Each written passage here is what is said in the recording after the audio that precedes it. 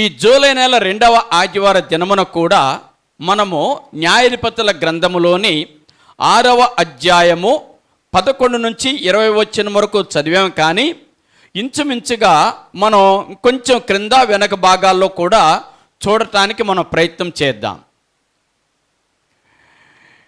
6వ అధ్యాయంలో 2వ వచనంలో ఒక మాట ఉంది. అక్కడ ఆ యొక్క లేఖన భాగాన్ని మనం చూస్తే ఈ విధంగా వ్రాయబడింది: మిద్యానీయుల చెయ్యి ఇశ్రాయేలీయుల మీద హెచ్చాయను. అంటే ఈ మిద్యానీయులు ఇజ్రాయేలు ప్రజల మీదకి దండెత్తి వచ్చి ఇజ్రాయేలీయులను ఓడించారు. హెచ్చాయను అంటే మిద్యానీయులు గెలిచారు అని అర్థం. మిద్యానీయులు ఇజ్రాయేలీయులను ఓడించగలిగినంత బలము కలిగిన వారు కారు. మరి ఎట్లా ఓడిపోయారు ఇజ్రాయేలీయులు అని అంటే, వారి పాపము వారిని బలహీనపరిచింది.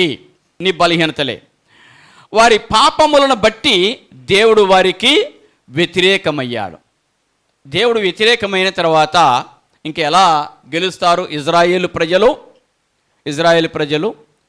అటువంటి తరుణములో దేవుడు ఈ గిద్యోనును చూచి గిద్యోనుతో మాట్లాడి గిద్యోనును వారికి ఒక న్యాయాధిపతిగా, ఒక రక్షకునిగా నియమించినటువంటి విషయములనే మనము ఈరోజు చూస్తానికి మనం ప్రయత్నం చేద్దాం.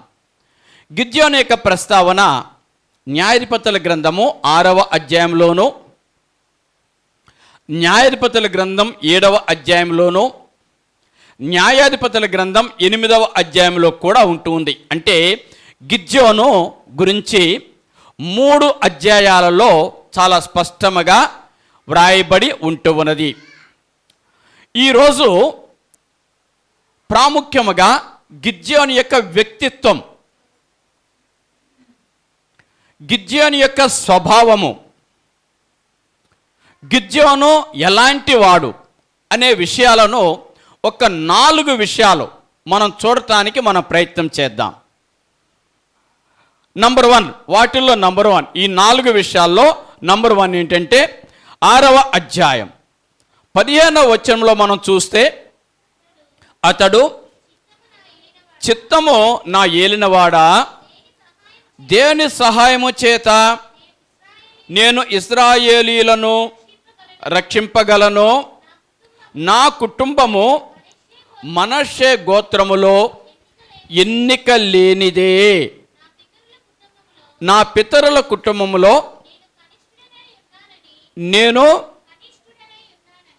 కనిష్ఠుడనై ఉన్నానని ఆయనతో అన్నాడు. చాలు. అంటే ఇక్కడ గిద్యోను యొక్క వ్యక్తిత్వము, గిద్యోను యొక్క స్వభావము, గిద్యోను యొక్క లక్షణాలు 4 అని చెప్పాను కదా. ఆ 4లో నంబర్ 1 ఏంటంటే గిద్యోను బలహీనుడు.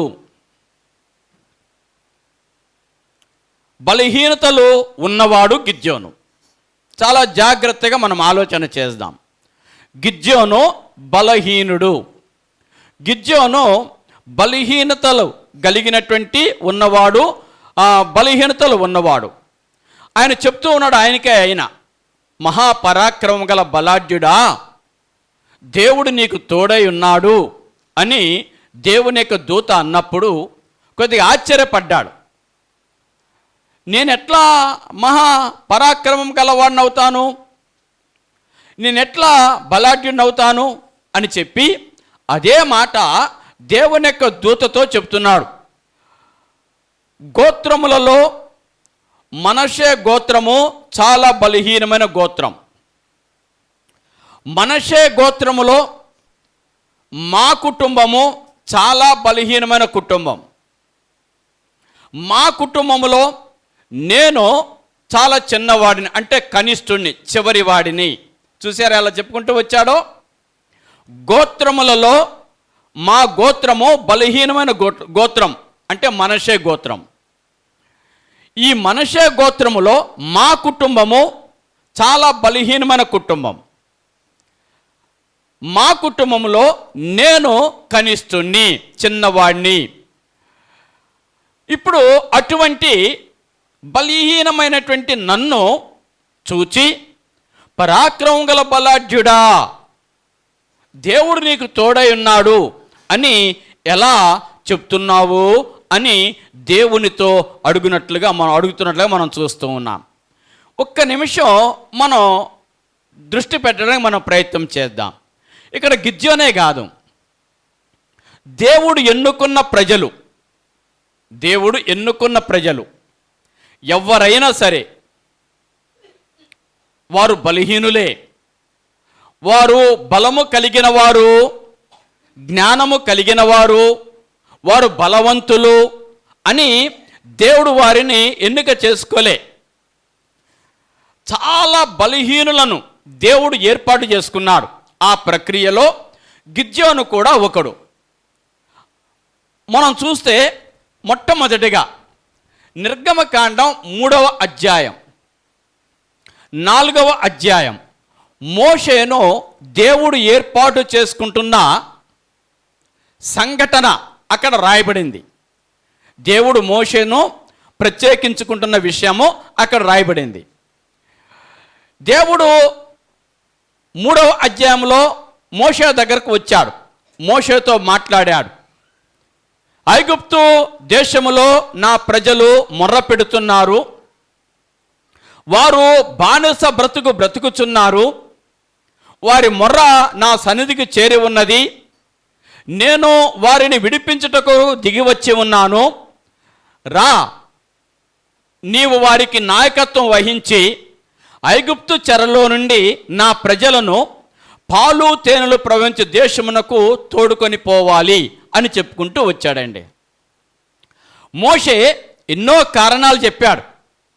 అంటే ఆ ఐగుప్తు బానిసత్వములో ఉన్న ఇజ్రాయేలు ప్రజలను దేవుని సహాయం వలన విడిపించి పాలు తేనెలు ప్రవహించేటువంటి దేశంలోనికి తీసుకెళ్ళడానికి ఆయన ఎన్నో సాకులు చెప్పి తప్పించుకోవడానికి ప్రయత్నం చేశాడు. వాటిల్లో ఒక విషయం ఏంటంటే తన వ్యక్తిగత జీవితం గురించి ఆయన చెప్పినటువంటి మాట 4వ అధ్యాయంలో ఉంటుంది. ఈ 4వ అధ్యాయంలో అంటాడు, మోషే, నేను నోటి మాంద్యము కలిగిన వాడను, మాటలయందు నేర్పరితనము లేనివాడను, నాలుక మాంద్యము కలిగిన వాడిని అంటాడండి కదా. అంటే దేవుడు పిలుస్తూ ఉంటే దేవుడి నుంచి తప్పించుకోవడానికి మోషే సాకులు వెతుకుచున్నాడు. మోషే ప్రయత్నము చేస్తూ ఉన్నాడు. ఏమంటున్నాడు? నోటి మాంద్యము కలిగిన వాడను, మాటలయందు నేర్పరితనము లేని వాడను, నాలుక మాంద్యము కలిగినటువంటి వాడిని అని అంటున్నాడు. ప్రభువునందు ప్రియమైన దేవునికి బిడ్డలారా, ఒక వ్యక్తి దేవుని యొక్క పరిచర్య చేయడానికి ఫిజికల్గా ఎటువంటి అవలక్షణాలు ఉన్నా దేవుని సేవ చెయ్యాలి అనేటువంటి ఆ ఆత్మలో ప్రేరేపణ ఉంటే ఎలాగైనా చేయగలుగుతాడు. అయితే దేవుడు మోషేను వదిలిపెట్టలే. ఒక మనిషిని దేవుడు పట్టుకున్నాడంటే ఆ మనిషిని తన రూపంలోనికి మార్చి తన కార్యములు ఆ మనిషి ద్వారా జరిగించడానికి అతనిని ఎలా చేయాలో అలా చేయగల శక్తిమంతుడు దేవుడు. మోషే దేవుని యొక్క చిత్తానికి లోబడిపోయాడు, దేవుని యొక్క పరిచర్యకు వచ్చాడు. ఇక్కడ అదేవిధంగా గిద్యోను, దేవుడు నీకు తోడై ఉన్నాడు, ఇజ్రాయేలు ప్రజలను నీ చేత విడిపిస్తా రా అంటే, నా గోత్రం ఎన్నిక లేని గోత్రం కదా, నా కుటుంబము చిన్న కుటుంబము కదా, నేను చాలా చిన్నవాడిని కదా అని చెప్పేసి చెప్పుతూ ఉన్నాడు. అంత మాత్రమే కాదు, ఇజ్రాయేలీలకు మొట్టమొదటి రాజు సౌలు. ఈ సౌలును సమూయేలు ప్రవక్త వెళ్ళి దేవుడు నిన్ను ఏర్పాటు చేసుకున్నాడని చెప్పాడండి. దేవుడు నిన్ను రాజుగా ఏర్పాటు చేశాడు, నియమించి ఉన్నాడని చెప్పాడు. అప్పుడు సౌలు ఏమన్నాడో చెప్పనా? మొదటి సమూయేలు గ్రంథం 9వ అధ్యాయం, మొదటి సమూయేలు గ్రంథం 9వ అధ్యాయం 21వ వచనములో అప్పుడు సౌలు ఏమని అంటున్నాడో చూడండి. నేను బెన్యామీనీయుడను కానా?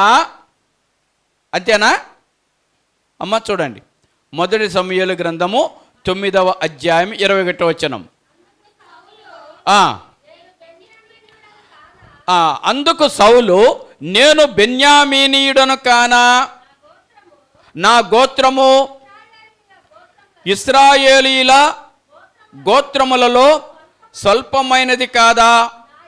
నా ఇంటి వారు బెన్యామీను గోత్రపు ఇంటి వారందరిలో అల్పులు కారా? అంటే అచ్చంగా గిద్యోను చెప్పినట్లే మాట్లాడుతున్నట్లే ఉంది కదా. నేను బెన్యామీనును కాదా? నా గోత్రము ఇజ్రాయేలు గోత్రములలో చాలా స్వల్పమైనది కాదా? అంత మాత్రమే కాదు, నా ఇంటి వారు బెన్యామీను గోత్రపు ఇంటి వారందరిలో కూడా అల్పులు కారా? దేవుడు నిన్ను ఎన్నుక చేసుకున్నాడు, దేవుడు నేను ప్రత్యేకించుకున్నాడు, దేవుడు నీకు అభిషేకం ఇవ్వడానికి పంపించాడు అని నాతో ఈ మాటలు ఎందుకు చెప్పుచున్నావు అని సమూయేలుతో సౌలు అన్నట్లుగా ఇక్కడ మనం చూస్తూ ఉన్నాం. దీనిని బట్టి నిజంగానే అల్పులను, ఘనత లేని వారిని, స్వల్పమైన వారిని, ఎందుకు కూడా పేరు ప్రఖ్యాతులు లేని వారిని దేవుడు ఏర్పరచుకున్నట్లుగా మనకు దేవుని యొక్క వాక్యములో మనకు కనబడుతుంది. అటువంటి నిన్ను దేవుడు ఏర్పాటు చేసుకున్న తర్వాత సౌలు ఎట్లా ఉండాలి? ఇదే అభిప్రాయం. ఏది? నేను బెన్యామీనుని కాదా? నా గోత్రం అల్పమైనది కాదా? గోత్రములన్నింటిలో కూడా నా యొక్క గోత్రపు కుటుంబము చాలా స్వల్పమైనది కాదా? అంటే ఎంత అభిప్రాయం ఉన్నదండి. మొదట్లో సౌలు తన్ను తాను తగ్గించుకునే ఉన్నాడు. మంచి అణకువ కలిగినటువంటి వాడే. అయితే ఇదే అణకువ, ఇదే తగ్గింపు స్వభావము చివరి వరకు కొనసాగించాలి. అయితే ప్రారంభపు రోజుల్లో నాకేం తెలుసులయ్యా, నేను చిన్నోడిని, నాకు తెలియదు, నేను అమాయకము, నాకేం తెలియదు, నాకు ఇటువంటివి నేను చేయలేను అన్నటువంటి వారే దేవుడు కనికరించి వారిని మార్చి వారికి ఇస్తే వారు ఎదుగుతున్న కొలది గర్విష్ఠులవుతారు. వారు ఎదుగుతున్న కొలది దేవునికి తిరుగుబాటు చేస్తారు, దేవునికి ఎదురు తిరుగుతారు. అన్నీ నిజంగానే ప్రభుని యొక్క నామములో అప్పటి నుంచి ఇప్పటి వరకు కూడా చాలా మందిలో కొనసాగుతున్నటువంటి విషయము అటువంటిది. దేవుని యొక్క మాటను పాటించని స్థితికి వెళ్ళిపోతారు. దేవుడు ఒక మాట చెప్పాడు, ఆ మాటను వ్యతిరేకించే దిశకి వెళ్ళిపోతారు. ఇది సౌలు జీవితంలో జరిగింది. ఎలాగైతే సౌలు దేవుడు చెప్పిన మాటను ధిక్కరించాడో, ఆ ధిక్కరించిన సమయంలో సమూయేలు వచ్చి అచ్చంగా ఇవే చెప్తున్నాడు. చూడండి, మొదటి సమూయేలు గ్రంథము 15వ అధ్యాయము 17వ వచనములో, అందుకు సమూయేలు సౌలుతో ఈ విధంగా అన్నాడు. ఏమంటున్నాడో చూడండి. నీవు నీ దృష్టికి అల్పుడవగా ఉన్నప్పుడు ఇశ్రాయేలీల గోత్రములకు శిరస్సు వైతివి. యెహోవా నిన్ను ఇశ్రాయేలుల మీద రాజుగా అభిషేకించెను కదా. సమూయేలు ఎందుకు ఈ మాట జ్ఞాపకం చేస్తున్నాడు? నీ దృష్టికి నీవు అల్పమైన వాడివిగా ఉన్నప్పుడు దేవుడే స్వయముగా వచ్చి ఇజ్రాయేలీలకు శిరస్సుగా నిన్ను నియమించాడు, ఇజ్రాయేలీలకు నాయకునిగా చేశాడు, ఇజ్రాయేలీలకు పరిపాలకుడుగా రాజువుగా చేశాడు కదా. ఇప్పుడు దేవుడు చెప్పిన ఒక మాటను ధిక్కరించే స్థాయికి నువ్వు వచ్చేసావా అన్నట్లుగా ఉంటుంది కదా. దేవుడు ఒక పని చెప్పాడు నీకు, దేవుడు ఒక పని చెప్పాడు. మరి ఆ పని ఎందుకు ఇంత నెగ్లెక్ట్ చేసి దేవునికి వ్యతిరేకమయ్యావు, దేవునికి విరోధివయ్యావు, దేవునికి వ్యతిరేకమయ్యావు, దేవునికి విరోధివయ్యావు? ప్రభుని యొక్క నామములో నిజంగానే ప్రారంభపు దినాలలో ఉన్నంత అణుకువ రాను రాను సౌలులో లోపించింది, సౌలులో లోపించింది. ఇక రాజునయ్యాను కదా, ఇక అయిపోయింది కదా. దేవుడు ఏం చేయాలనుకున్నాడు అది చేసేసాడు, అంతే చాలు. ఇక దేవుడిని దగ్గర నాకు వచ్చేది ఏముంది, అన్నీ నా కిందే ఉన్నాయి, అన్నీ నా చేతుల్లోనే ఉన్నాయి అనుకున్నాడో ఏమో. దేవుడు చెప్పిన ఒక పని ఫుల్ఫిల్ చేయలేకపోయాడు. కాబట్టి మనం చూసినట్లయితే ప్రారంభంలో ఎటువంటి ఆశ లేనివాడిగానే ఉన్నాడు. నాకిక ఏ కోరికలు లేవు, నాకెందుకయ్యా రాజు, నేనేమన్నా గొప్పోడినా, నేనేమన్నా బలవంతున్నా అన్నాడు. ఏ కోరికలు లేనివాడిగానే ఉన్నాడు, ఏ ఆశ లేనివాడిగానే ఉన్నాడు.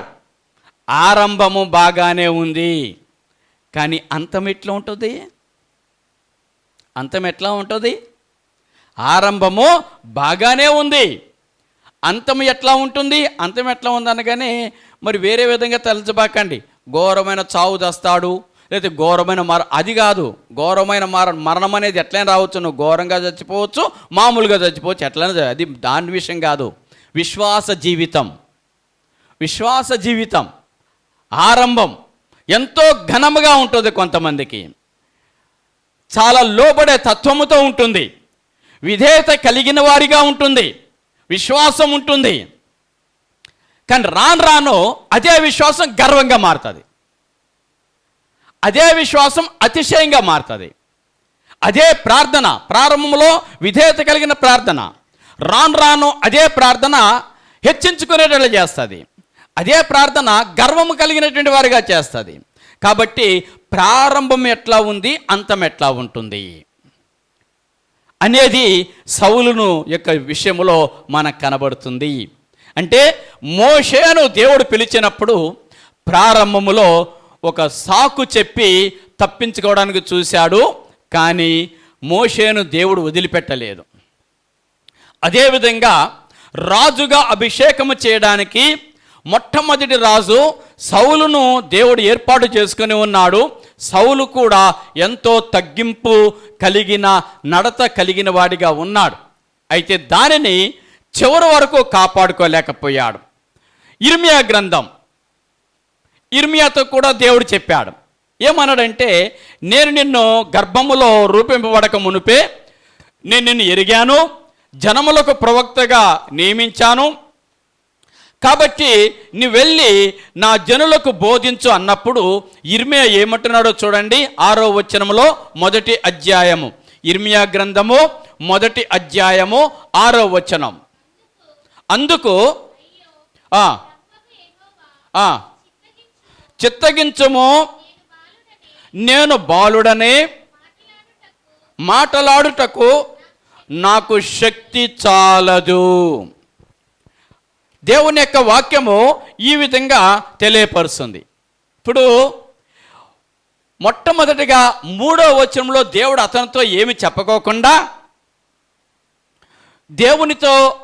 దేవుడు అతనితో ఏం మాట్లాడుకోకుండా వచ్చేసాయి, నువ్వు వెళ్ళి నా మాటలు ప్రకటించు అని అంటే కొద్దిగా భయపడాల్సిందే. ఎందుకంటే దేవుని యొక్క మాటలు మాట్లాడటం అంత మామూలు విషయం కాదు. కొంతమంది తేలిక అనుకుంటారు, కానీ దేవుని యొక్క మాటలు మాట్లాడుతున్నప్పుడు మనం ఎంతో జాగ్రత్త వహించాలి, ఎంతో జాగ్రత్త ఉండాలి. అయితే ముందే ఏమని చెప్పాడు? 3వ వచనంలో ఏమన్నాడు? నేను నిన్ను ఎరిగి తిని, నేను నిన్ను ప్రతిష్ఠించి తిని, నేను నిన్ను జనములకు ప్రవక్తగా నియమించి తిని, ఎప్పుడు గర్భములో నుండి బయలుపడక మునిపే అని చెప్పాడు. కాబట్టి ఇప్పుడు ఇర్మియా ఈ మాట అనాల్సిన పని లేదు. నేను బాలుడనే, మాటలాడుటకు నాకు శక్తి చాలదు కదా అనాల్సిన పని లేదు. ఎందుకు? ముందే చెప్పాడు కదా, ఏర్పరచుకున్నాడు, ప్రత్యేకించుకున్నాడు అని చెప్పిన తర్వాత కూడా ఇర్మియా ఏం చేశాడు? ఒక సాకు చెప్తూ ఉన్నాడు. నిజంగానే వీళ్ళందరూ చెప్పిన విషయాలు మనం చూస్తే అవి వారి ప్రారంభపు దినాలలో ఉన్న బలహీనతలు, వారి యొక్క ప్రారంభపు దినాలలో ఉన్న బలహీనతలు. అయితే ఈ బలహీనతలను పోగొట్టుకొని బలమైనటువంటి దేవుని యొక్క చేతిలో ఒక మంచి పాత్రలుగా వారు వాడబడ్డారు. తర్వాత గిద్యోను అదే అంటున్నాడన్నమాట. అంటే గిద్యోనులో నంబర్ 1 మనం చూసేది ఏంటంటే, ఒకటి బలహీనుడు, బలహీనతలు ఉన్నవాడు, బలహీనతలు కలిగినవాడు. ఓకే. రెండో విషయం, న్యాయాధిపతుల గ్రంథం 6వ అధ్యాయం, న్యాయాధిపతుల గ్రంథం 6వ అధ్యాయం 27వ వచనంలో ఒక్కసారి చదవండి. న్యాయాధిపతుల గ్రంథము 6వ. కాబట్టి తన పనివారిలో 10 మందిని తీసుకుని వచ్చి యెహోవా తనతో చెప్పినట్లు చేసెను. ఈ మాట ఒకటి దృష్టి పెట్టి చూడటానికి మీరు ప్రయత్నం చేయండి. అతడు తన పితరుల కుటుంబమునకును ఆ ఊరి వారికి భయపడినందున పగలు దానిని చేయలేక రాత్రి చేసెను. ఇప్పుడు మనం చూసేది గిద్యోను చేసినటువంటి పరాక్రమ కార్యములను గురించి కాదు, అవి ఇంకా ముందున్నాయి. వచ్చే నెల అంటే ఆగస్ట్ నెల, సెప్టెంబర్ నెల ఇంకా ముందున్నాయి. అవి వాటికి ఇంకా ముందెల అంటే 6వ అధ్యాయం తర్వాత 7వ అధ్యాయంలో 8వ అధ్యాయంలో ఉంటూ ఉన్నాయి. దేవుని పైన ఎట్లా అనుకున్నాడు, ఎంతటి బలమైన గొప్ప గొప్ప కార్యాలు చేశాడు అనేటువంటిది. అయితే ఇప్పుడు మనం ధ్యానం చేస్తున్నది ఏంటంటే గిద్యోను యొక్క వ్యక్తిత్వం, గిద్యోను యొక్క స్వభావము, గిద్యోను యొక్క జీవితంలో కలిగి ఉన్న లక్షణములు. నంబర్ 1, అతడు బలహీనుడు, బలహీనతలు కలిగినవాడు. నంబర్ 2 వచ్చేసరికి ఇప్పుడు చదివిన లేఖన భాగంలో ఒక పాయింట్ పెట్టొచ్చు మనం. ఆ నంబర్ 2 పాయింట్ ఏంటంటే పిరికితనము కలిగినవాడు,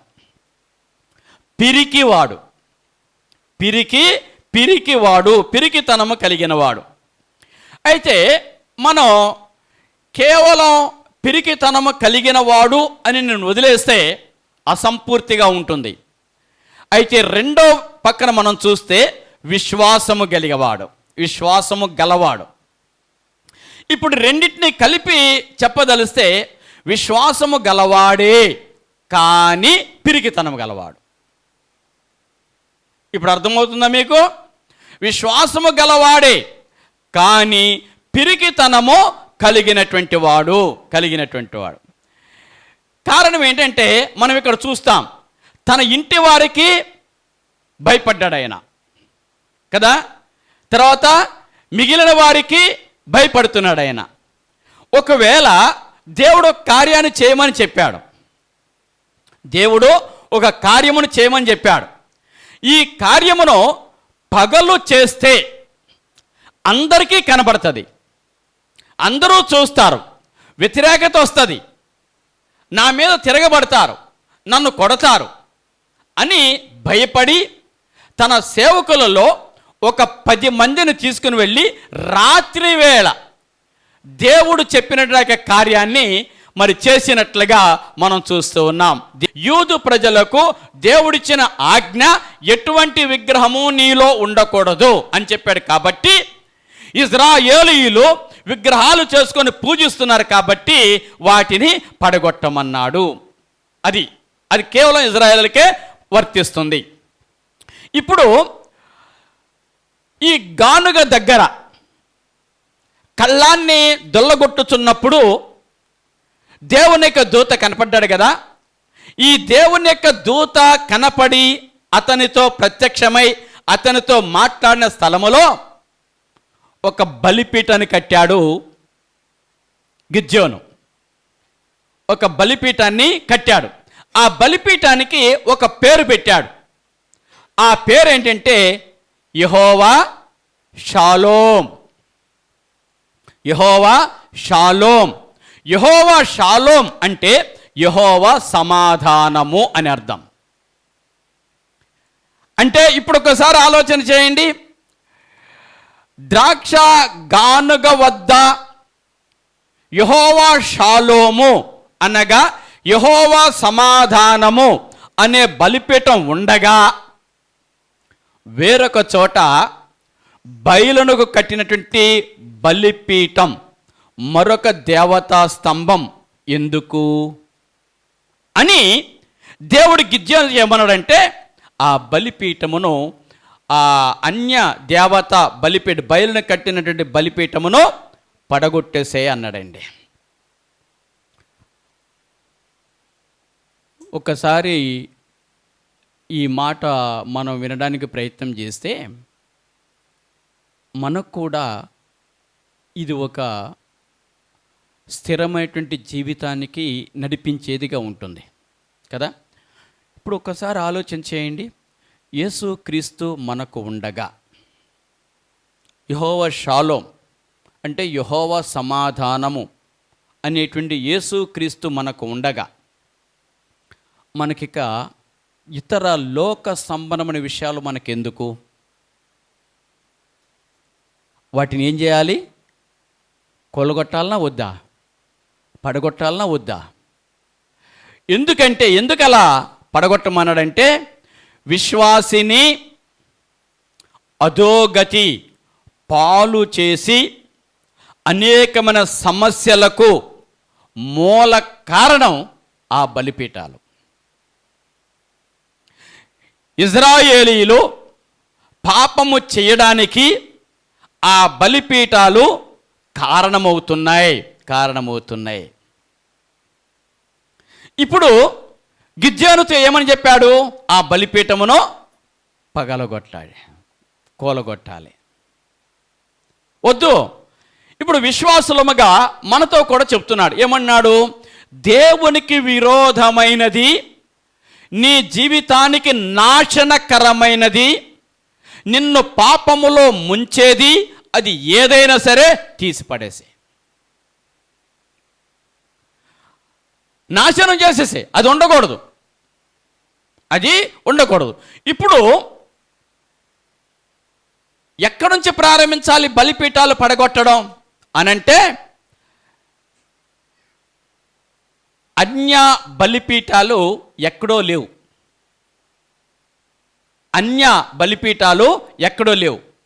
తన ఇంట్లోనే ఉన్నాయి. అర్థమవుతుందా మీకు? ఎక్కడ ఉన్నాయి? తన ఇంట్లోనే ఉన్నాయి. 6వ అధ్యాయం 25వ వచనంలో చూస్తే, న్యాయాధిపతుల గ్రంథము 6వ అధ్యాయము 25వ వచనంలో చూస్తే ఆ బలిపీఠం అది కనబడుతుంది. అన్య బలిపీఠము ఎక్కడో లేవు, అక్షరాల తన ఇంటి ప్రాంగణములోనే ఉన్నాయి. మొట్టమొదటిగా ఏం చేయాలి? ఒకవేళ నీవు బలిపీఠములను పడగొట్టడం ప్రారంభిస్తే అది ఎక్కడ ప్రారంభించాలి? నీ ఇంట్లో ప్రారంభించాలి. ఎవరు కట్టించారు? నీ తండ్రి కట్టించాడు. తండ్రి పేరేంటి? యోవాషు కుమారుడు గిద్యోను. అర్థమవుతుంది కదా. ఆత్మీయమైన జీవితం ఎప్పుడు కూడా నీతో ప్రారంభం కావాలి, నీ ఇంటి వారితో ప్రారంభం కావాలి. నీ ఇంటివారు అంటే మన ఇంటి వారేమో చల్లా చెదురుగా ఇష్టమొచ్చలుగా బ్రతుకుతూ ఉంటే వేరే వాళ్ళ ఇంటి వారి గురించి ఎట్లా ఆడిపోసుకుంటారండి? ఏ విధంగా వారిని గురించి విమర్శిస్తారండి? గిద్యోను, నువ్వు బలిపీఠాలు పడగొట్టాలన్నప్పుడు అది ఎక్కడ ప్రారంభం కావాలి? తన ఇంట్లోనే ప్రారంభం కావాలి. తర్వాత యోవాషు మార్పు చెందాడు అనుకోండి. యోవాషు మార్పు చెందాడు, పరివర్తన చెందాడు, రక్షణలోనికి వచ్చాడు. సరే, అది వేరే విషయం. క్రీస్తు ప్రభువారి యొక్క నామాన్ని బట్టి ఆ బలిపీఠాలను వెదకి చిన్న భిన్నము చేసేయాలి. ఆ బలిపీఠములను తొలగించుకోవాలి. ఆ బలిపీఠములు ఉన్నంత వరకు నీ కాళ్ళకు బంధకాలే అవి, నీ చేతులకు సంకెళ్ళే. చాలామంది ఒక జీవితంలో కనబడేది ఏంటంటే వీటిని తొలగించుకోరు, ఈ పాపమును వదిలించుకోరు, ప్రార్థన చేస్తూ ఉంటారు. ప్రార్థన కంటే ప్రాముఖ్యముగా నువ్వు చేయాల్సింది ఏంటంటే నీ ఇంట్లో ఉన్నటువంటి చెడు తీసిపారేసి మొట్టమొదటిగా కదా. కాబట్టి గిద్యోను ఎక్కడ ప్రారంభించాలంటే తన ఇంట్లోనే ప్రారంభించాలి. ఒకటి, బలహీనతలు కలిగినవాడు. రెండోది, పిరిగితనము కలిగినవాడు. విశ్వాసము గలవాడే కానీ పిరిగితనము కలిగినటువంటి వాడు గిద్యోను. ఈ పిరిగితనాన్ని మనం చూస్తాం క్రొత్త నిబంధనలో కూడా. ఎక్కడ?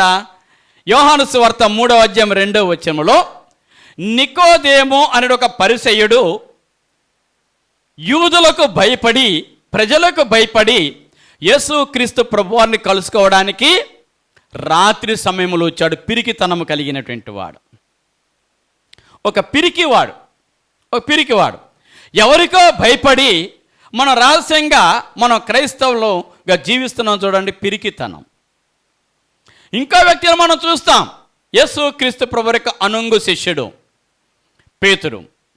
నువ్వు కూడా యేసు ప్రభువు యొక్క శిష్యుడివే కదా అని అంటే వెంటనే నేను అన్నాడు, అబ్బెబ్బే కాదబ్బాయి, నువ్వు ఎవరిని చూసి ఏమనుకుంటున్నావో కానీ నాకు అసలు ఆయన తెలియదు అనేసాడు. పిరికివాడు. ప్రభువునందు ప్రియమైన దేవునికి బిడలారా, ఇవన్నీ ఎందుకు? పేతురు పిరికివాడే, వాడుకున్నావు కదా. గిద్యోను పిరికివాడే, వాడుకున్నావు కదా. ఇంకొకళ్ళు పిరికివాడే, వాడుకున్నావు కదా. ఇదిగో నన్ను కూడా వాడుకో అని చెప్పడానికి కాదు అని. వాళ్ళకంటే తెలియదు కానీ మనకు తెలుసు. ఎందుకు? దేవుని యొక్క వాక్యం స్పష్టంగా రాయబడింది. ఇప్పుడు మనం ధైర్యంగా జీవించడానికి, యేసుక్రీస్తు ప్రభువుల్లో మనం బలపరచబడటానికి మనము ప్రయత్నం చేయాలి. ఓకే, మూడో విషయము 6వ అధ్యాయంలోనికి రండి. మరలా 6వ అధ్యాయము 17వ వచనం. 6వ అధ్యాయము 17వ వచనం. అందుకతడు నా ఎడల నీకు కటాక్షము కలిగిన ఎడల నాతో మాట్లాడుచున్నవాడవు నీవే అని నేను తెలుసుకున్నట్లు నాకు ఒక సూచన చూపుము అన్నాడండి. చాలు. మూడవ పాయింట్ ఏంటంటే దేవుణ్ణి వెంట పెట్టుకొని ఉన్నవాడు. వెంట పెట్టుకొని అనేకంటే అంటి పెట్టుకొని ఉన్నవాడు. మనం ఎక్కడ చూస్తాము? 6వ అధ్యాయము 12వ వచనము నుంచి దేవునితోనే ఉన్నాడు ఆయన. దేవునితోనే మాట్లాడుతున్నాడు ఆయన. దేవుడు కూడా అతనితోనే ఉన్నాడు ఆయన. అంటే దేవుణ్ణి అంటి పెట్టుకొని ఉన్నవాడు. ఇంకొక నెగిటివ్ పాయింట్ చెప్పనా? అంటి పెట్టుకొని ఉన్నవాడు అని చెప్తున్నప్పుడు సందేహిస్తూనే దేవునితో ఉన్నాడు కదా. సందేహం, అసలు ఈయన దేవుడేనా కాదా, సందేహిస్తూనే దేవుణ్ణి అంటి పెట్టుకొని ఉన్నవాడు గిద్యోను. నిజంగానే ప్రభుని యొక్క నామములో ఈ రోజులకు ఇది కొంచెం మనకు అవసరమే. ఎందుకు ఇలా సందేహము కలిగి ఉన్నాడనంటే తన ఎదుట ఉన్నవాడు, తనతో మాట్లాడుతున్నవాడు అచ్చం సామాన్య మనిషిలాగానే ఉన్నాడు. అర్థమవుతుంది కదా. తనతో మాట్లాడుతున్నవాడు, తన ఎదుట ఉన్నవాడు ఒక సామాన్యమైన మానవుడు లాగానే ఉన్నాడు. ఒకవేళ ఎవరైనా వచ్చి దేవుని పేరున తనను మోసం చేస్తే, అర్థమవుతుందా? ఎవరైనా వచ్చి దేవుని పేరున తనను మోసం చేస్తున్నారేమో, అందుకొరకే నువ్వేనా, ఎంత స్పష్టంగా ఆయన మాట్లాడుతున్నాడు కదండి. మాట్లాడుచున్న వాడవు నీవే అని నాకెట్లా తెలుస్తుంది అని నాకు తెలియాలి. అంటే నాతో మాట్లాడుచున్నవాడు దేవుడే అని నాకెట్లా తెలుస్తుంది? ఒకవేళ మామూలు మనిషి ఎవరైనా వచ్చి దేవుని పేరు నన్ను మోసం చేస్తే నాకెంత ప్రమాదం జరిగిద్ది, నాకెంత అవమానం జరిగిద్ది, నా దేవుడికి ఎంత అవమానం జరిగిద్ది అని చెప్పేసి అతను ఒక సూచన అడుగుతూ ఉన్నాడండి. ప్రభువునందు ప్రియులారా, గిద్యోనుకు తెలవదు. ఏం తెలవదు? మత్తయి సువార్త 24వ అధ్యాయంలోను, మార్కు సువార్త 13వ అధ్యాయంలోను, లూకా సువార్తలోను యేసుక్రీస్తు ప్రభువారు తిరిగి వచ్చేటువంటి రోజుల్లో ఈ ప్రపంచంలోని పరిస్థితులు ఎట్లా ఉంటాయో ఆయన చెప్పిన విషయాల్లో ఒక విషయం ఏంటంటే, ఎవడును మిమ్మల్ని మోసపరుచుకోకుండా చూచుకొనుడి అన్నాడు. అంటే మోసం చేసే వ్యక్తులు ఎక్కువైపోయిన రోజుల్లో ఉంటున్నామండి. ఒకరు కాదు, ఇద్దరు కాదు, అనేక మంది. ఒకరు కాదు, ఇద్దరు కాదు, అనేక మంది ఎక్కువైపోయారు. మోసం చేసే వాళ్ళు ఎక్కువైపోయారండి.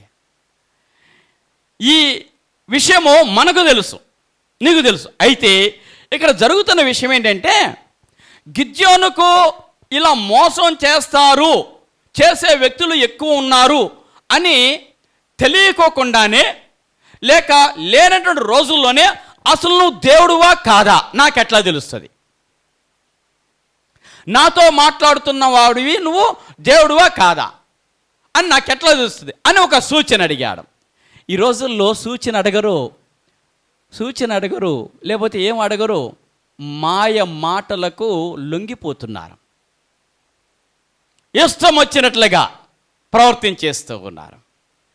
కనుకనే ఈ రోజుల్లో మనకు ఆత్మీయమైన జ్ఞానం, ఆ రోజుల్లో గిద్యోనుకు ఏ విధమైన ఒక ఆలోచన వచ్చిందో ఈ రోజుల్లో కూడా మనకు అటువంటి ఆలోచన రావాలి. నాతో మాట్లాడుతున్న వాడివి నీవేనా అనుకొనుటకు నాకేంటి సూచన? నాకేదైనా ఒక సూచన చూపించు కదా. వాస్తవాన్ని అవాస్తవాలుగా నమ్మించేటువంటి వారు చాలామంది ఉన్నారు. దేవుని యొక్క వాక్యముతో బేరీజు వేసుకొని మనల్ని మనం కంట్రోల్ చేసుకోవాలి, మనం స్వాధీనపరచుకోవాలి. ఇది దైవ సంబంధమైనది కాదు అని మోసం మోసం మోసం మోసం మోసం కదా. మత్తయి సువార్త 11వ అధ్యాయం 2వ వచనములో యోహానుకు, బ్యాప్టిజం ఇచ్చే యోహానుకు యేసు గురించి అదే డౌట్ వచ్చింది. బ్యాప్టిజం ఇచ్చే యోహానుకు ప్రభుని యేసును గురించి అదే అనుమానం వచ్చింది. ఎందుకంటే యోహాను జైలులో వేయబడ్డాడు, జైలులో ఉన్నాడు యోహాను. యేసుక్రీస్తు ప్రభువారు ఎన్నో మహిమలు చేస్తున్నాడు, బయట ఉండి ఎన్నో అద్భుతాలు చేస్తున్నాడు. ప్రజలు గుంపులు గుంపులుగా ఆయనను వెంబడిస్తున్నారు.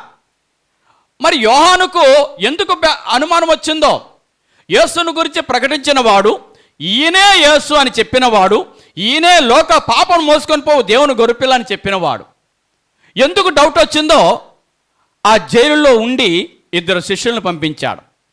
ఏమని అడగమన్నాడంటే, ప్రభు దగ్గరికి వెళ్ళి, అసలు రాబోవాడవు నువ్వేనా, మేము మరి ఒకరికొకరు కనిపెట్టేవాళ్ళనా? ఎంత డౌట్ వచ్చిందో చూడండి.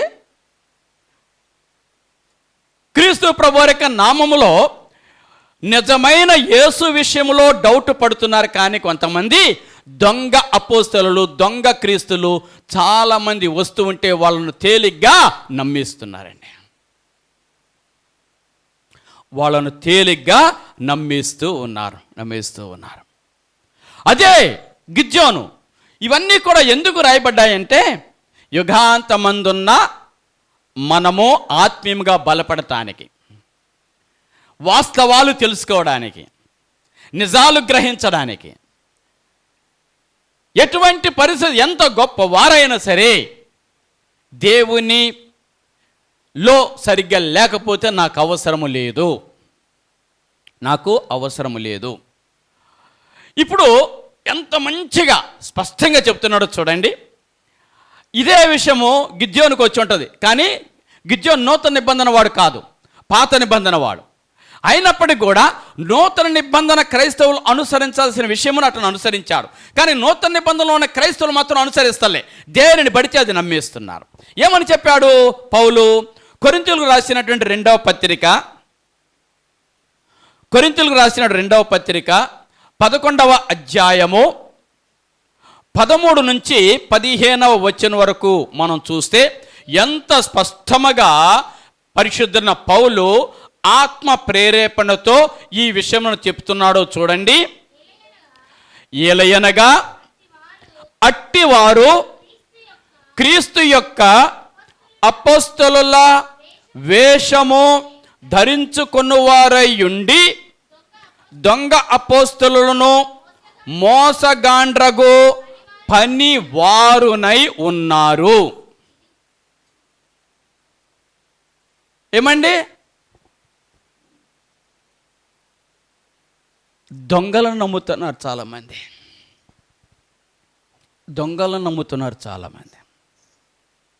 దొంగ అపోస్తలులను నమ్ముతున్నారు చాలామంది.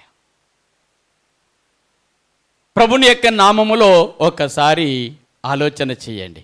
ఎంత స్పష్టంగా, ఒకవేళ నువ్వు దొంగవైతే గిద్యోను, ఒకవేళ నువ్వు దొంగ అపోస్తలుడు అయితే, ఒకవేళ నువ్వు దేవుని పేరున వచ్చినటువంటి దొంగవైతే, నువ్వే దేవుడు అనడానికి నాకేదైనా ఒక సూచన చూపించు. ప్రభువునందు ప్రియమైన దేవునికి బిడ్డలారా, క్రీస్తు ప్రభు వారి యొక్క వాస్తవిక విషయాలు వచ్చేసరికి గట్టి నమ్మకం ఉండాలి, కొన్నిసార్లు గుడ్డి నమ్మకం కూడా ఉండాలి, అంతే కదా. అంటే క్రీస్తు ప్రభు వారు వచ్చాడు, కళ్ళకు బురద పూశాడు, సిలోమను కోనేటికి వెళ్ళి కడుక్కో అన్నాడు, అంతే. ఇక దాంట్లో డౌట్ లేదు. ఎవరైనా వచ్చి దాన్ని గుడ్డి నమ్మకం అంటే నువ్వు అనుకోబాగు, నీ గుడ్డిది నమ్మకమే, కానీ క్రీస్తు ప్రభువారు చెప్పాడు కాబట్టి నేను చెయ్యాలి. అది క్రీస్తు ప్రభువారి యొక్క మాట, అది క్రీస్తు ప్రభువారు చెప్పాడు. అలా గుడ్డిగా నమ్మేసేయాలంటే ఎందుకు? ప్రభుని యొక్క వాక్యం అది, అంతే. దేవుని యొక్క వాక్యం అది. మీ యోన 3 రోజులు ఎట్లా ఉన్నాడయ్యా తిమింగలం కడుపులో అని అంటే, అంతే, అది నా నమ్మకం. ఎందుకో నమ్మకం? బైబిల్ చెప్తుంది, దేవుని యొక్క వాక్యం చెప్తుంది. దేవుని యొక్క వాక్యానికి వ్యతిరేకంగా ఉంటే అది ఎట్లా నమ్ముతా నేను? దేవుని యొక్క వాక్యం చెప్తుంది కాబట్టి 3 దినాలు తిమింగలం కడుపులో బ్రతికే ఉన్నాడు ఆయన. కాబట్టి కొన్ని విషయాల్లో క్రీస్తుకు సంబంధించినంత వరకు, వాక్యానికి సంబంధించినంత వరకు గట్టి నమ్మకం ఉండాలి, గుడ్డి నమ్మకం ఉండాలి. కానీ దొంగ అపోస్తలులు వాక్యానికి విరుద్ధంగా చేస్తున్నారు చూడండి, వాళ్ళని నమ్మాల్సిన పని లేదు. మాయా ట్రిక్కులు కాదు క్రైస్తవ పరిచర్యలో, మాయా జాలాలు కాదు క్రీస్తు ప్రభువారి యొక్క సేవలో, మంత్రాలు మ్యాజిక్లు కాదు క్రీస్తు ప్రభువారి యొక్క వాక్యం. అంటే దేవుని యొక్క వాక్యం ఆ విధంగా చెప్తుంది. కాబట్టి దేవుని యొక్క వాక్యములో అపోస్తలుల వేషము ధరించుకున్నారు, దొంగ అపోస్తలుల వారు మోసగాండ్రగు పనివారై ఉన్నారు అన్నాడు. 14వ వచనం అంటున్నాడు, ఇది ఆశ్చర్యము కాదు, సాతాను తానే వెలుగుదూత వేషము ధరించుకొనుచున్నాడు కదా. సాతాను తానే వెలుగుదూత వేషము ధరించుకొనుచున్నాడు. కాబట్టి జాగ్రత్త, దేవుని యొక్క వాక్యం ఎలా చెప్తూ ఉన్నదో అలా చేయడానికి మనం ప్రయత్నం చేయాలి. ఇంకా కిందకి చదవండి 15వ వచనంలో, వాని పరిచారకులను నీతి పరిచారకుల వేషము ధరించుకొనుట గొప్ప సంగతి. పెద్ద విశేషమేం కాదు. వాని యొక్క పరిచారకులు కూడా నీతి పరిచారకుల వేషము ధరించుకోవడం గొప్ప సంగతి కాదు. నువ్వు రక్షించబడ్డావా, మారు మనసు పొందావా, దానికి తగినట్లుగానే నీ యొక్క జీవితము ఉంటూ ఉండాలి, క్రియలు ఉంటాడు. ఇదంతా ఎందుకు చేస్తున్నాడంటే తిన్ననైనటువంటి దైవిక మార్గాన్ని చెడగొట్టడమే వాడి పని కదా. అనేక సార్లు చెప్తూ ఉన్నా, సాతాను యొక్క పని ఏంటంటే దేవుని యొక్క పని చెడగొట్టడమే. ఎప్పుడు నేర్చుకున్నాడు దేవుని యొక్క పనిని చెడగొట్టడం? అంతకుముందు ఒక పని ఉండేది వాడికి. అంతకుముందు ఒక పని ఉండేది, అది చాలా ప్రాముఖ్యమైన పని, చాలా ఇంపార్టెంట్ పని. ఏం పని అంటే దేవుణ్ణి స్తుతించే పని ఉండేది, దేవుణ్ణి ఘనపరిచే పని ఉండేది. స్తుతించే పని అంతే, స్తుతించూ ఉండేటువంటి వాడు. ఎంత తేజస్సు కలిగిన వాడు! అటువంటి ఒక మహా తేజస్సుతో దేవుణ్ణి స్తుతించే పని మాత్రమే ఉండేది. కానీ ఎప్పుడైతే ఊరికే నేను ఆయన్ని ఎందుకు స్తుతించాలి, నేను గొప్పని కాలేదా అనేటువంటి గర్వం వచ్చిందో పతనమైపోయాడు. పతనమైపోయిన తర్వాత ఒక పని కల్పించుకున్నాడు. ఏం పని అంటే ఇప్పుడు దేవుడు చేసే ప్రతి పనిని కూడా వ్యతిరేకించాలి, దేవుడు చేసే ప్రతి పనిని కూడా అడ్డుకోవాలి, దేవుడు చేసే ప్రతి పనిని కూడా నాశనము చెయ్యాలి కదా. ప్రభుని యొక్క నామములో దేవుని యొక్క వాక్యములోని విషయములనే చెడ్డగా చిత్రీకరించి నాశనము చేసేటువంటి పరిచారకులను వాడు ఏర్పాటు చేసుకున్నాడు. వాడు నీతి పరిచారకుల వేషాన్ని ధరించుకున్నాడు.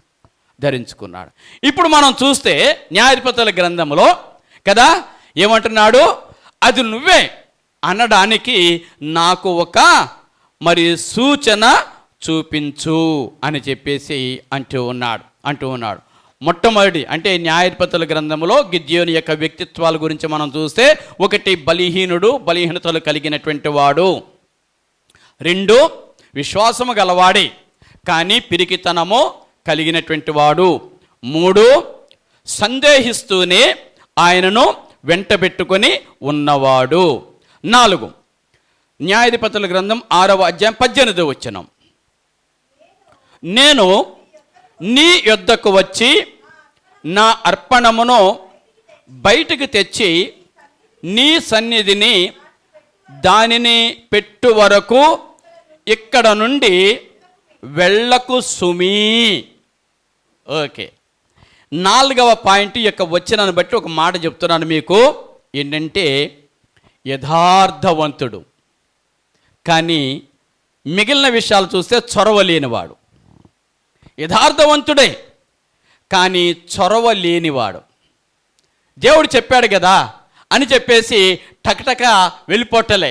ఎంత వేచి ఉన్నాడో చూడండి, ఎన్ని విషయాలు అడుగుతూ ఉన్నాడో చూడండి.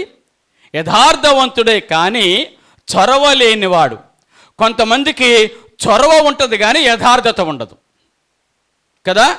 కొంతమందికి చొరవ ఉంటుంది కానీ యథార్థత ఉండదు. ఇప్పుడు మొట్టమొదటిలోనే ఎక్కడ 12వ వచనంలో కదా, 12వ వచనములోనే దేవుడు అతనితో చెప్పినటువంటి మాట ఏంటంటే, యెహోవా నీకు తోడై ఉన్నాడు. యెహోవా నీకు తోడై ఉన్నాడు. ఇప్పుడు దైవ సంబంధమైనటువంటి మార్గములో నడిచేటువంటి ఎటువంటి వ్యక్తికైనా సరే నీకు తోడై ఉన్నాను అని ఎవరు చెప్పగలుగుతారు అంటే దేవుడు అని వెంటనే చెప్పగలుగుతారు. అర్థమవుతుందా మీకు? నీకు తోడై ఉన్నాను అని అనగలిగింది దేవుడు ఒక్కడే. దేవుడు ఒక్కడే, ఇంకెవరు అనలేరు, ఇంకెవరు కూడా అనలేరు. మనము మత్తయి సువార్త 28వ అధ్యాయము 20వ వచనంలో మనం చూస్తే అక్కడ యేసుక్రీస్తు ప్రభువారు తన శిష్యులతో ఒక మాట అంటున్నాడు. చివరి వచనాన్ని మనం చూస్తే, చివరి లైన్ మనం చూస్తే, ఇదిగో నేను యుగ సమాప్తి వరకు సదాకాలము మీతో కూడా ఉన్నాను. ఈ మాట ఇంకా ఏ మనిషి మరొక మనిషితో అనలేడండి. లేక ఇతర దేవుళ్ళు అనబడిన వారు కూడా ఎక్కడ ఎవరితో అన్నట్లుగా మనకు ఆధారాలు లేవు.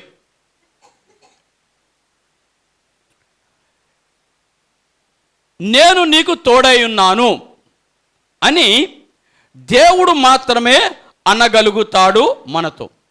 అందుకొరకే మన యేసుక్రీస్తు ప్రభువారికి మరి యొక్క పేరు ఇమ్మానుయేలు. ఇమ్మానుయేలు, ఇమ్మానుయేలు అనగా భాషాంతరమున దేవుడు నీకు తోడై ఉన్నాడు అని అర్థం. దేవుడు నీకు తోడు. అమ్మ రెగ్యులేటర్ కొద్దిగా తిప్పుతావా?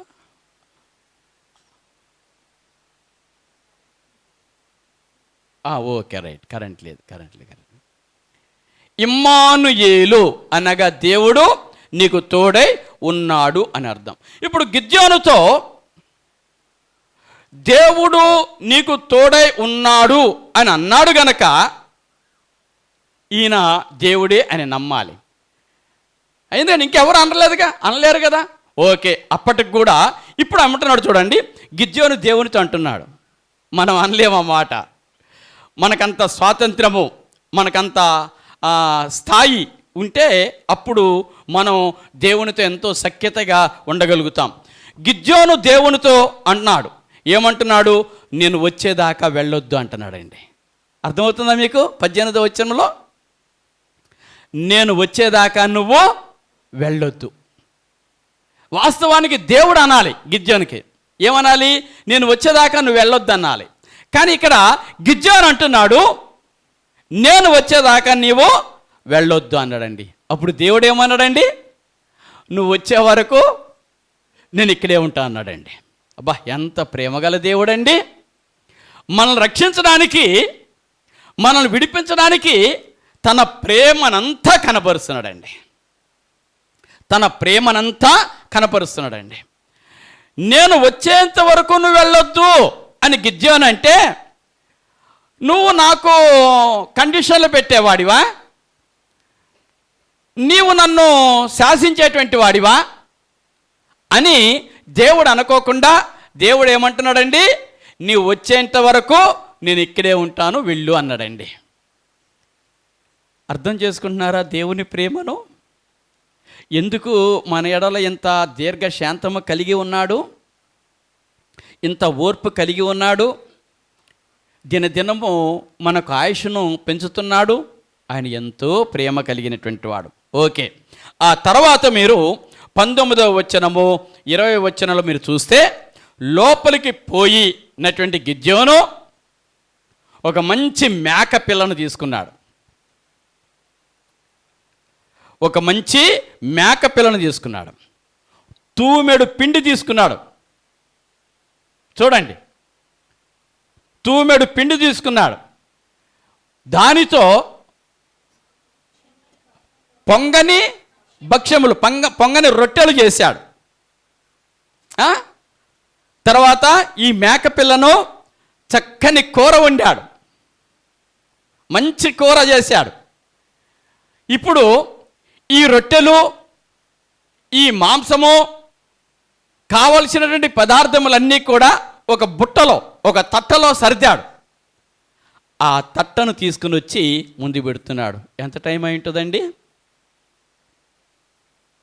ఎంత టైం అయి ఉంటుందండి? 2 గంటలా? ఒక 3 గంటలా?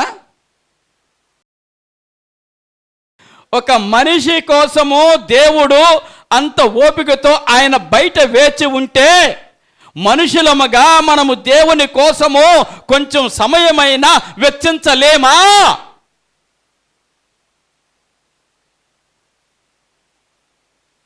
ఎందుకని మన జీవితాలలో సంతోషాలు లేకుండా అయిపోతుంది? ఓ మంచి గంపలో ఉంచి అవన్నీ కూడా బయటికి తీసుకుని వచ్చేంత వరకు ఉన్నాడండి. ఎంత ప్రేమ! అంత ప్రేమామయుని సైతము విసిగిస్తున్నారు, హింసిస్తున్నారు, బాధిస్తున్నారు, బాధ పెడుతున్నారు, దుఃఖ పెడుతున్నారు, ఏడ్పిస్తున్నారు. కానీ మేము దేవునికి అనుకూలంగా మారాలి, దేవుని చిత్తము నెరవేర్చే వారంగా ఉండాలి అని మరి తమ్మును తాము దేవునికి సమర్పించుకోలేకపోతున్నారు. ఈరోజు మాట్లాడిన ప్రతి మాట నా గురించే అని నీ మనసులో ప్రతి బిట్టు తర్వాత అనుకోని ఉంటావు అని నేను అనుకుంటున్నా. అవును, నా గురించే దేవుడు నాతో మాట్లాడాడు. ఈరోజు దేవుడు నన్ను బలపరిచాడు. ఈరోజు చెడును విసర్జించాలి, పాపాన్ని విసర్జించాలి. దేవునికి వ్యతిరేకమైన కార్యం నాలోనూ నా ఇంట్లో ఉంటే మొట్టమొదటిగా నా ఇల్లే సంస్కరించబడాలి, నా ఇల్లే శుద్ధి చేయబడాలి అని ఒక గొప్ప తీర్మానం చేసుకో. ఎవరి మీద నెట్టేయబాకండి. క్రీస్తు ప్రభువు యొక్క నామాన్ని బట్టి మన ఆధ్యాత్మిక జీవితంలో మార్పును కలిగి ఉండడానికి మనం ప్రయత్నం చేద్దాం. ఈ 4 పాయింట్లు ఇంకొకసారి చెప్తామా? గిద్యోను యొక్క వ్యక్తిత్వం, గిద్యోను యొక్క లక్షణాలు 4. గిద్యోను చేసిన వీరోచితమైన కార్యాలు, గొప్ప గొప్ప కార్యాలు, విజయానందకరమైన కార్యాలు మనం 6వ అధ్యాయం చివరి నుంచే మనం చూస్తాము. ఇంకా గిద్యోను యొక్క పరీక్ష అయిపోలే, 6వ అధ్యాయం చివరిలో కూడా ఉంది దేవుని ఎంత పరీక్ష పెట్టాడో ఆయన. 7వ అధ్యాయంలో 8వ అధ్యాయంలో ఆయన యొక్క విజయ యుద్ధాలు మనం చూస్తాం. ఇప్పుడు మాత్రం మనం చూసింది ఆయన యొక్క వ్యక్తిత్వాలు మాత్రమే. 1 నంబర్ 1 ఆయన బలహీనుడు, బలహీనతలు కలిగినటువంటి వాడు. 2 పిరికితనము కలిగిన వాడు కదా. విశ్వాసం గలవాడే కానీ పిరికితనము కలిగినటువంటి వాడు. 3 దేవుణ్ణి అంటి పెట్టుకొని ఉన్నవాడు, సందేహిస్తూనే అంటి పెట్టుకొని ఉన్నాడు ఆయన కదా. 4 యథార్థవంతుడు. 4వ పాయింట్ ఏంటి? యథార్థవంతుడు కానీ చొరవలేనివాడు, చొరవలేనివాడు. వీటిల్లో మనం వదిలిపెట్టుకోవాల్సినవి వదిలిపెట్టేసుకోవడానికి ప్రయత్నం చేద్దాం. వదిలిపెట్టేసేయాలంతే, ఇంక వేరే మార్గం లేదు, ఇక వేరే పద్ధతి లేదు. ఎందుకంటే మనం ఎన్ని చేసినా కానీ పోవు, నువ్వు ఇట్లా ఇట్లా ఇట్లా పడేస్తేనే పోతుంది అంతే. ఇది ఇట్లా చేతిలో పట్టుకొని ప్రభువా ప్రభువా ప్రభువా ప్రభువా ప్రార్థన చేస్తూ ప్రభువా వదిలిపెట్టుకోవాలి ప్రభువా ప్రభు అంటే అట్లా పడేసే తోసేదాన్ని వదిలిపెట్టేసే అంతే. నువ్వు వదిలిపెట్టుకోవాల్సిన దాన్ని ఇట్లా పట్టుకునే ఉంటున్నావు, గట్టిగా పట్టుకుంటున్నావు, గుండెలకు అతుక్కుంటున్నావు, ఇవి లేకపోతే బ్రతకలేనంటున్నావు. పైకి మాత్రం ప్రభువా వదిలిపెట్టుకోవాలని వదిలిపెట్టుకోవాలి, శక్తి దయచే, బలం దయచే. దానికి బలం దానికోసం నీ ప్రార్థన వేస్ట్ చేసుకోవద్దు. రక్షణ లేని వారు ఎంతోమంది ఉన్నారు, వారి కోసం ప్రార్థన చేయి కదా. వదిలిపెట్టేసే ఈ అన్ని పనికి మాలినవి, దేవునికి నాకు అడ్డంగా వచ్చేటువంటివి. ఎందుకు ఈ యొక్క చెత్త జీవితము, ఈ పనికి మాలిన జీవితం వదిలిపెట్టేసి ప్రభువులో కొనసాగడానికి ప్రయత్నం చేద్దాం.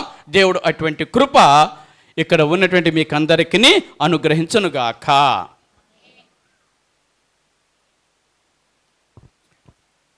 రండి ప్రార్థన చేసుకుందాం.